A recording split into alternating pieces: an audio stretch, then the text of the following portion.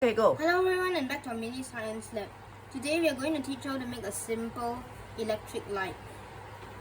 Or rather the equipment is already here.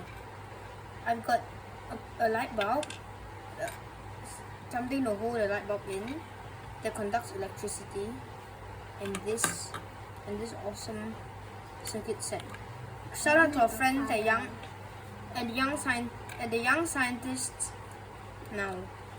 Now let's start by assembling the kit. I have already put a battery here and hence the kit should work. First I have to screw the light into its holder before placing the two crocodile clips over it. Now it's been lit. If you guys want to know, I'm doing it in an empty storeroom. Hence the light is brighter than it should be.